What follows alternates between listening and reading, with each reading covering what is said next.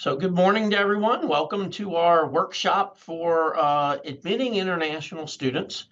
My name is Ron Cushing. I'm Director of International Services, and joining me this morning is going to be Emilee Suchomski, Director of Recruitment for Enrollment Management. And together we're both going to try to fill you in on all the important details and things that you need to know when admitting international students and all the things that they have to understand to get visas and to get here on time. We do ask that you keep your microphones on mute. If you have questions at the end, we will open things up for questions. So hold your questions until then. This meeting will be recorded and posted on our website in the next 48 hours. So if you have others who need to have this information, it will be posted on our website, and we'll show you that at the end of the presentation. But let's go ahead and jump into things. So when you're talking about admitting international students, the two primary areas that are going to be involved in that process are my office, International Services, and International Admissions Office through Enrollment Management. Now, if you don't know where our office is, International Services, we're located in the Edwards Center, and we can be reached by phone at 556-4278. We have a general email account and a website that you can certainly obtain all the information we're going to talk about today. UC Admissions is in University Pavilion. Their phone number is 556-1100. They also have a general email address, one for undergrad and one for grad admissions, and they also have a lot of this information on their website as well. Now, to begin our webinar today, Emilee and I are first going to give you an overview of our offices and our staff, because we have staff who do different things in the application and admission process for international students, and it's important to understand who you should be contacting with very specific questions. So we're going to begin with an overview of my office. So International Services. Again, I'm Ron Cushing. I am the director, and obviously I can answer questions on anything, but we are a full service international operation. So we don't just deal with students. We deal with employees, guest speakers, anybody coming to the university, for any reason. And it's important that you know who on my staff you should be contacting with specific questions. One of the important staff folks is my associate director, James Tenney.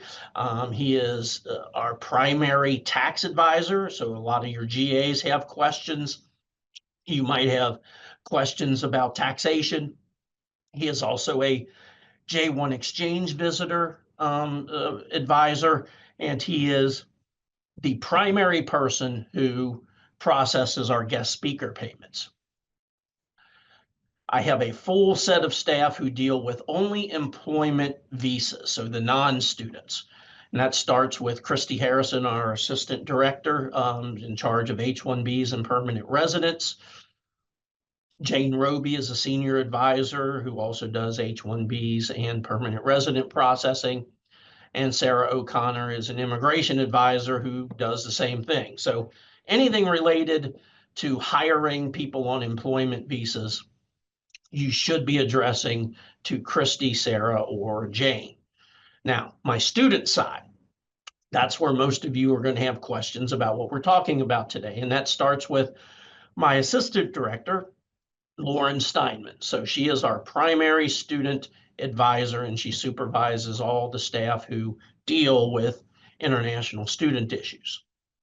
Jennifer Kutzko is an advisor, and she handles enrollment and reduced course load issues. So you got a question about how many credit hours a student must be enrolled for and when they're eligible to not enroll full time, and we'll talk about that in a few minutes. Jennifer's who you're going to ask those questions to.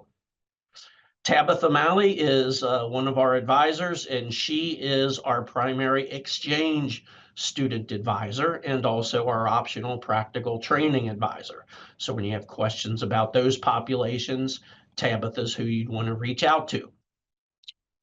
Becky Jewell is a primary student advisor, and she handles things related to curricular practical training, so co-ops, as well as transfer students. So you have questions on those two topics. Becky's who you're going to want to reach out to directly. Ashley Albrink is an advisor, and she assists with our I-9 and onboarding for people who are working on campus, whether as GAs or just working on campus in some other capacity. Joel Kiefer is also an advisor, and he assists Tabitha with visiting students. So Tabitha handles exchange, and visiting students are handled by Joel. So you want to reach out to him for those questions. Andrea Sioris is our HR coordinator. So every single person who gets hired by the university for whatever reason has to be onboarded by our office, not HR. And Andrea is responsible for getting all of that onboarding done, and she gets assist from Ashley.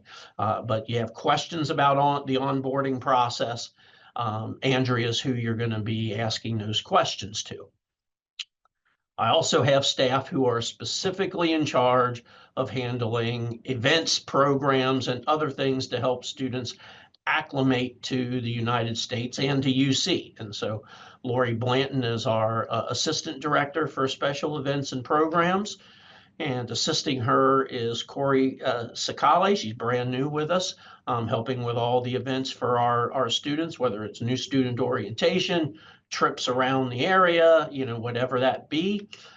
And then we have Kelly Plazabot, who focuses more on the academic experiences and programming, especially for first-year students, and helping them get acclimated and understanding what it's going to be like to study in the United States.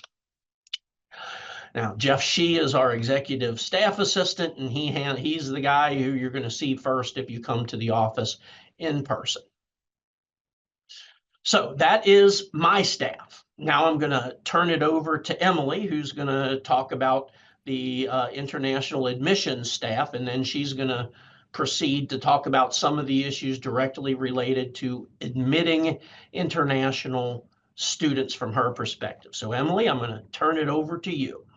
Awesome. Thank you, Ron. And you can go to the next slide as well. So I think nearly almost everybody on this call knows who I am, but for anybody who does not, my name is Emilee Suchomski, and I am the Director of Admissions for Recruitment within UC Central Admissions Office. I have previously had a role in Director of Graduate Admissions and worked on that team. My current team now not only handles the recruitment of undergraduate, but graduate students as well. And that's domestic and international. And so we work with all kinds of different student populations. My team specifically that works on the recruitment side with international students first is Hannah Gurman, who is my associate director. Hannah is amazing. All of you probably have also talked to Hannah before. And so she leads that team along with me. She also has specific recruitment territories in the Middle East and North Africa, as well as Asia, except for India, China, and Vietnam. And I'll go into a little detail in a moment about why that is. And then next slide, Ron, is going to be Seth Higginbotham, who is my assistant director. He works specifically in Latin America, most often with our Brazilian students. And then he also plays a very important role in our agent partnerships. So he is in charge of all of those contracts and those relationships with about 100 different agents that send both undergraduate and graduate students to study at UC. And so that is a big role. And we are really grateful to Seth for managing those relationships. Next slide. Lynn Heikrud is a senior admissions counselor on my staff. She works with students in Europe, Australia, Canada, New Zealand, and really her biggest student population is international students already located in the US. And so especially in our undergraduate international student population, a very large number of them are already attending school in the US, or they have lived in the US for quite a while because their parents are here working typically on an H-1B visa. And so she works especially with a lot of those very in-depth questions that those students and families often have. Next slide. And then Zion Simpson is the final member of my staff that is based here in Cincinnati. He works with students in Eastern Europe as well as Sub-Saharan Africa. Next slide. And then we also have 4 staff that are based outside of the United States. Sanjay Jain is based in India, specifically Mumbai. And then next slide is Gitanjali Arora, who is also based in India. She is based in Chandigarh. And so between the two of them, they kind of divide up working with students in India as well as UAE and Nepal. Next slide. And then Grace Zhang is located in Beijing, China. Grace has been with us for a very long time and works particularly in that market. And then last slide is, last but not least, Tan Nguyen, who is located in Ho Chi Minh City, Vietnam. And so that is everybody on my staff, whether they are here in Cincinnati or located around the world. Next slide. Awesome. So we're going to jump right in now to talk about the application and admission process, both for undergraduate and graduate international students. All right, so talking kind of just from a general high level when we're thinking inquiries and applicants. So before a student has received an admission decision, as I mentioned, all international recruitment is managed by my team, at least from that central standpoint. And so our staff, not only obviously, as I mentioned, are located in country, but we also travel, our Cincinnati-based staff travel around the world for both recruitment and yield as well.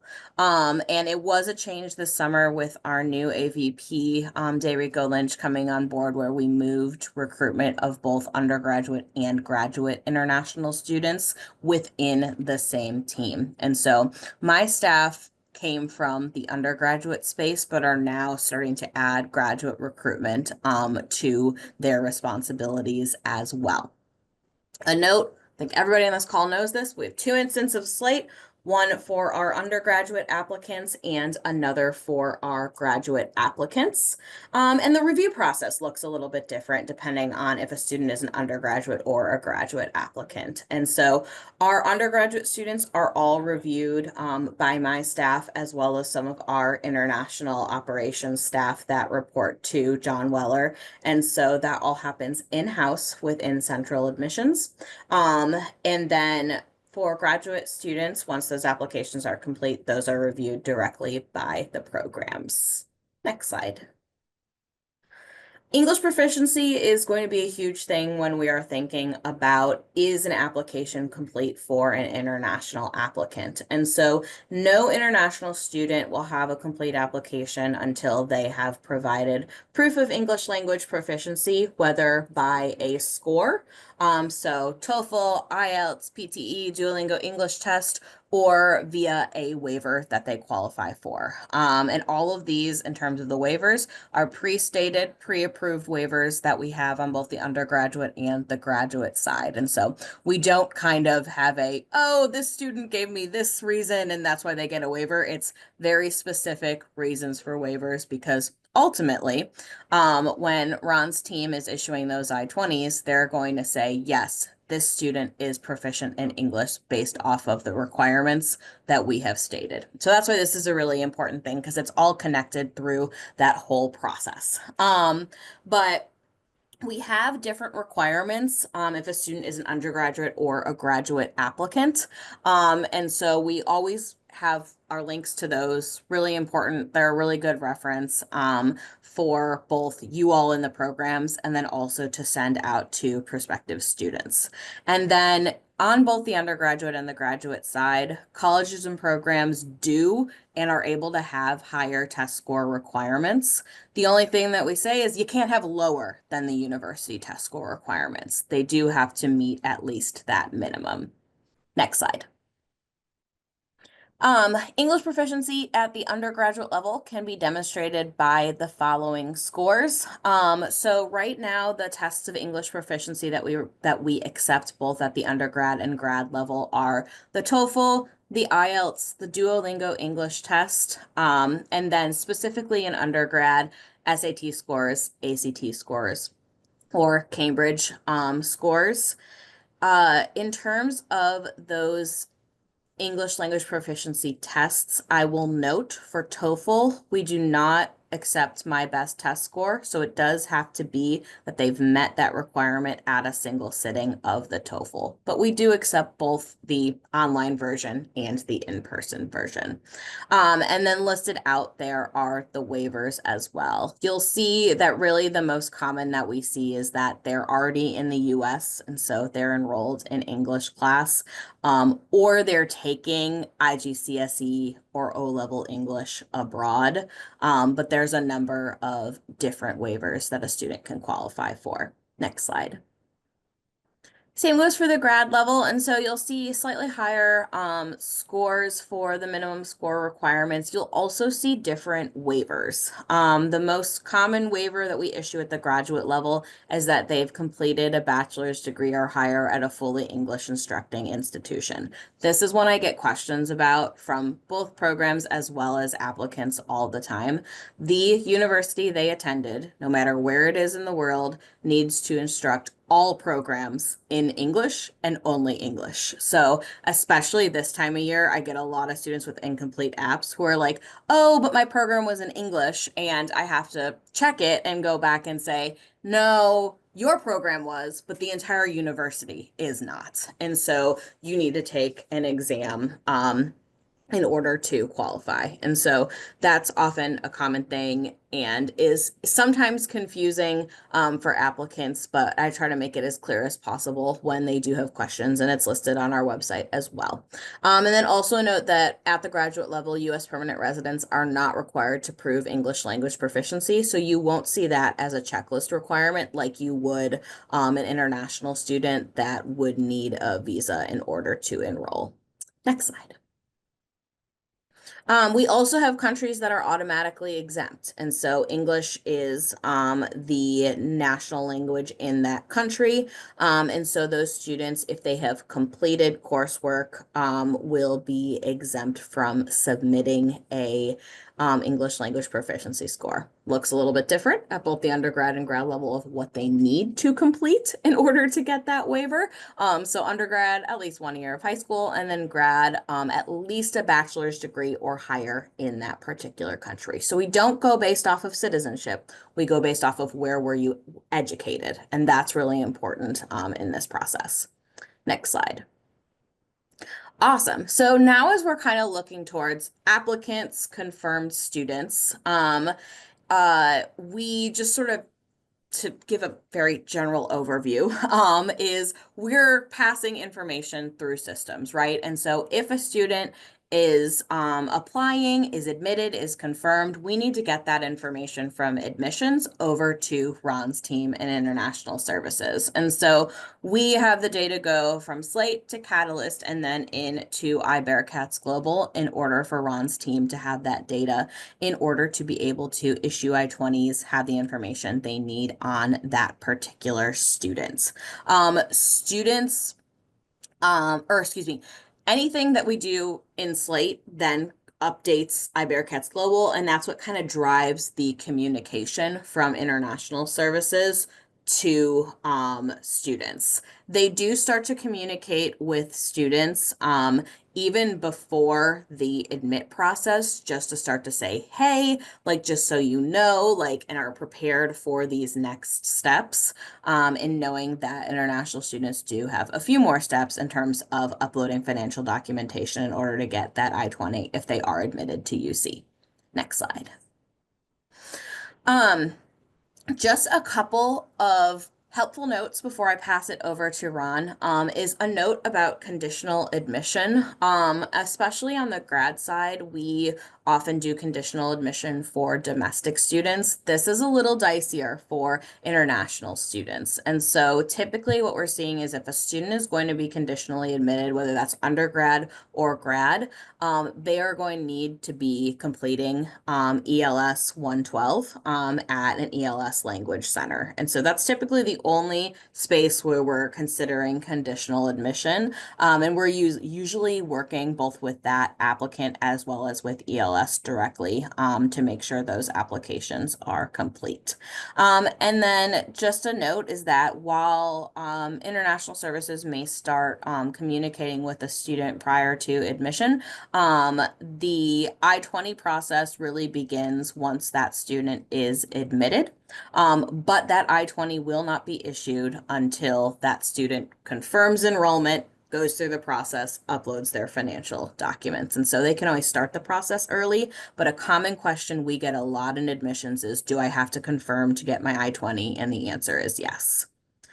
Awesome. On that note, I'm going to pass it back over to Ron, and he's going to talk a little bit more about funding and everything else related to I-20s and the student enrollment process. Okay, thanks, Emilee. Now, first, I want to start off by saying international students, by definition, sometimes aren't fully understood by the students themselves and the staff. And so anyone who is not either a U.S. citizen, permanent resident, asylee, or refugee is considered an international student. The overwhelming majority of our applicants and admits are students who will then subsequently need to get student visas, but not all of them. We have about 4,500 enrolled international students. About 4,200 are on F1 or J1 student visas. And a lot of what I'm going to talk about next applies specifically to them. But we also have several hundred students who are not citizens and permanent residents and refugees and asylees. And by definition, they still are international students, and they will go through the process with us, but not the financial documentation that we're going to talk about soon. So anyone who's not a citizen, refugee, asylee, permanent resident is going to be defined as an international student.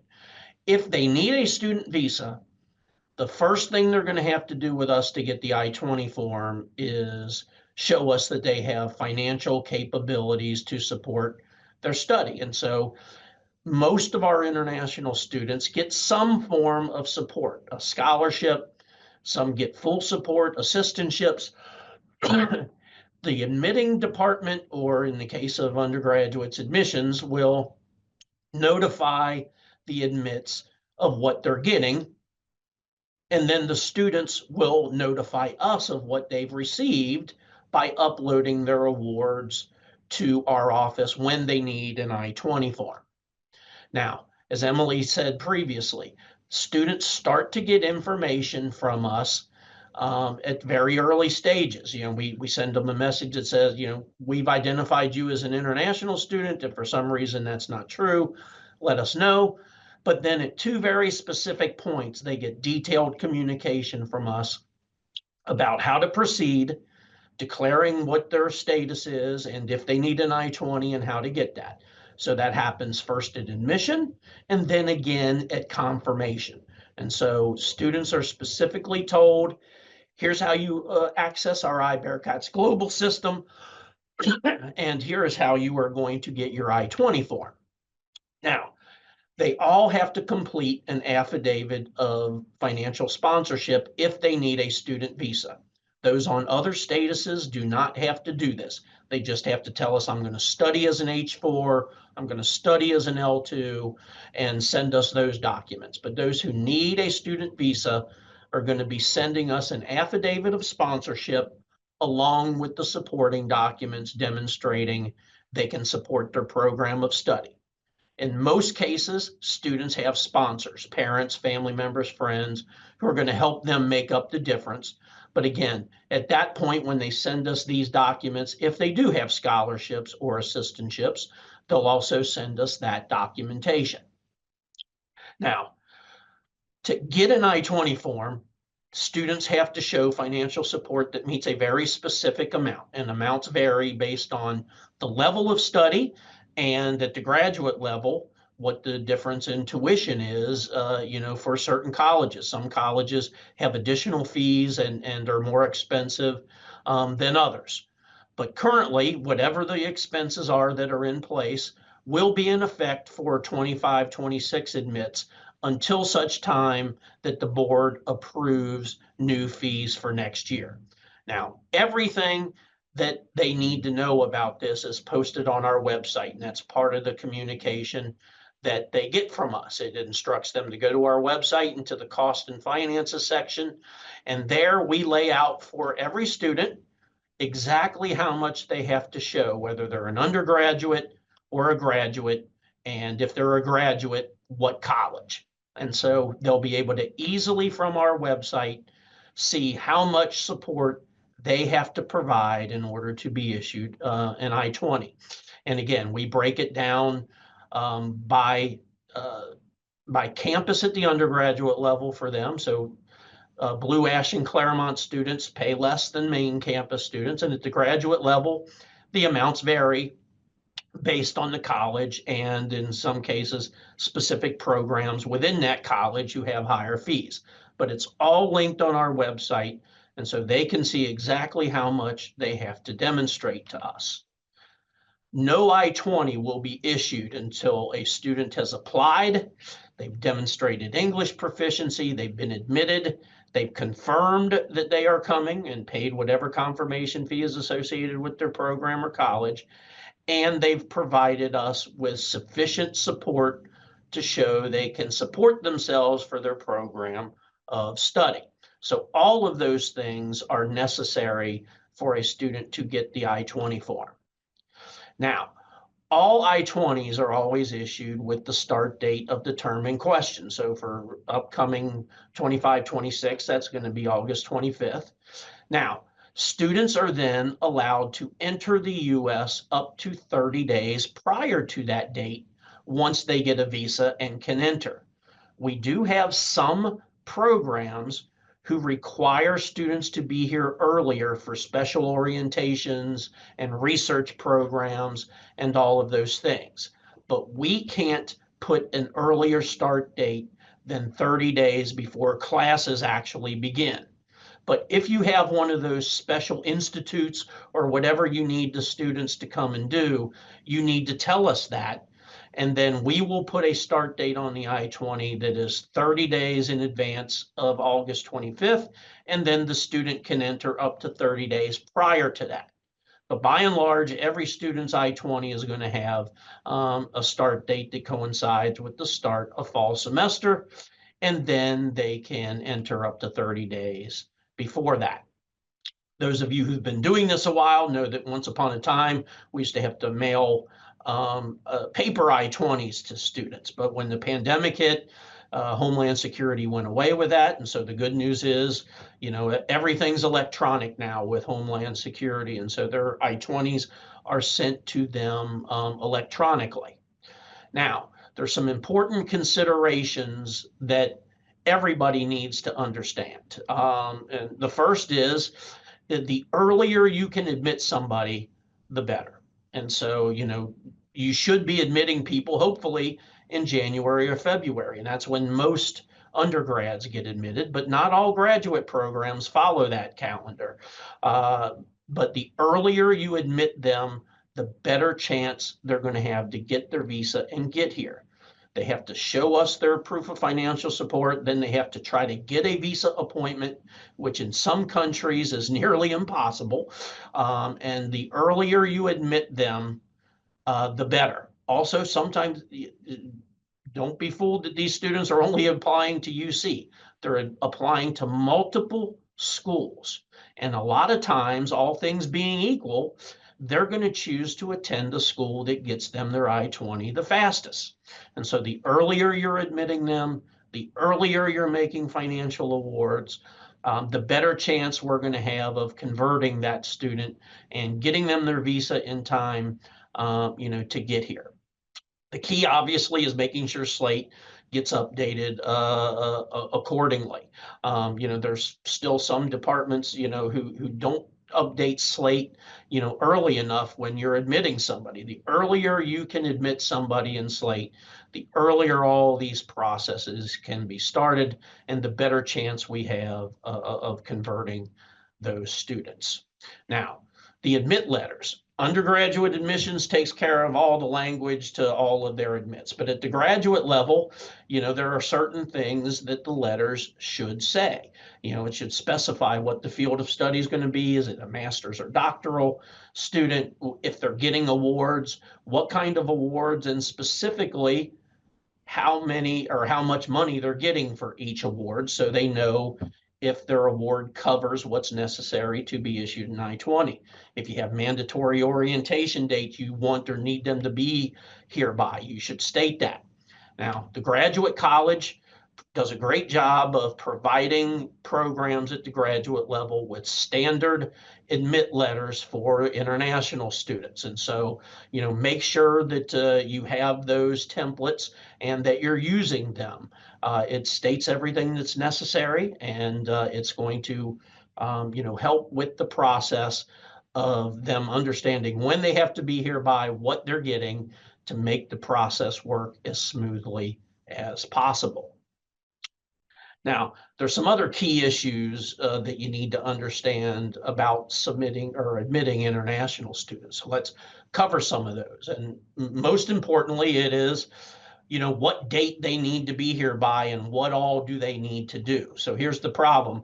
Colleges and programs need them to do specific things.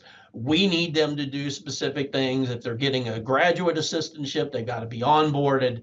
So it's really important that we all, as best we can, understand who's requiring students to do what. So classes start August 25th, and they're supposed to arrive and complete check-in with our office by the 25th.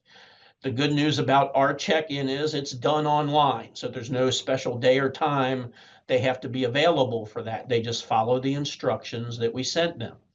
Now, college orientation for undergrads will take place either on August 18th, 19th, or 20th, and students will be instructed which day they need to be here, but undergrads should be arriving by that date to attend orientation. If you're a graduate program and you have a required orientation or some kind of training program, you need to tell students what date that needs to be, but keeping in mind some of the other things they have to do with our office for that. So, for example, we have a new international student welcome on the morning of August 21st, and we'd certainly like all students to attend. And so if possible, don't schedule things on that morning.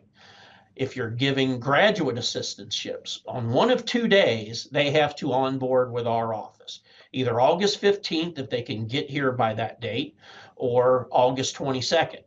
And so, depending on what you want to schedule from a graduate program standpoint, keep in mind, if they're getting a GA on one of those 2 days, they have to come spend an hour with us to be onboarded.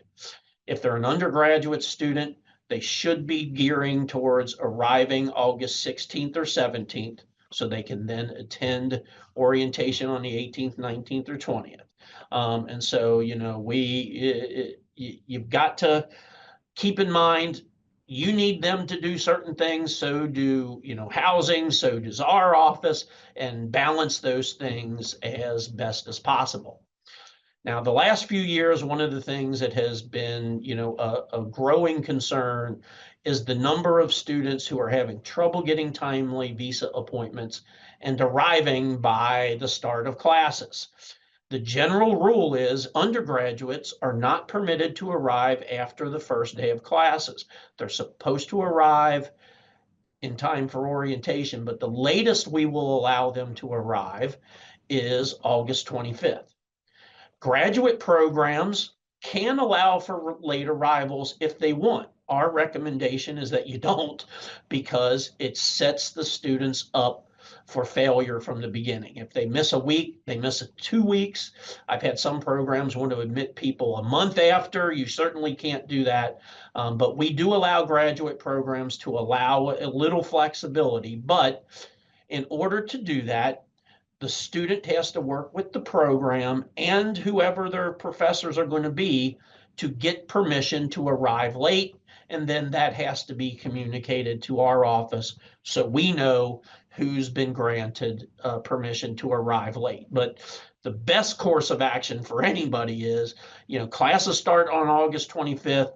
That's when you have to be here. If you're not going to make it by then we need to start talking about deferring you to a different term. Now, those who are going to be on student visas, mostly F1s, a few J1s. J1s are our exchange students.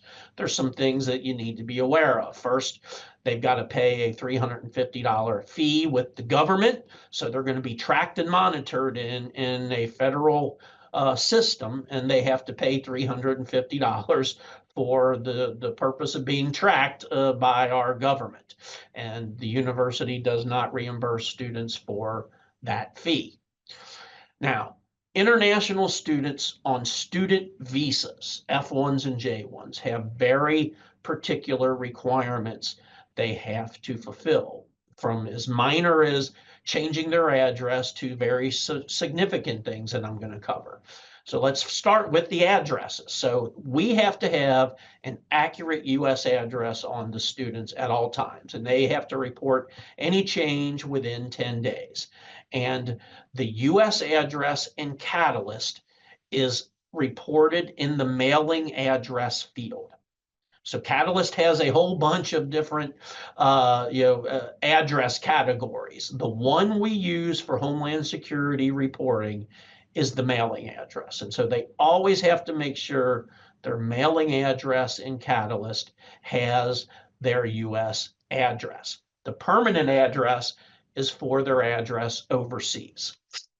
Now, every single international student on an F1 or J1 visa has to be enrolled full-time. Undergrads, that means 12 credit hours per semester. Grads, it means 10 credit hours or more each semester. They cannot use more than 3 credit hours of online credits to reach that full-time status. And I'll elaborate a little bit more on that in a second. But to come to the U.S. on an F1 or J1 visa, you have to be in a full course of study that is in person.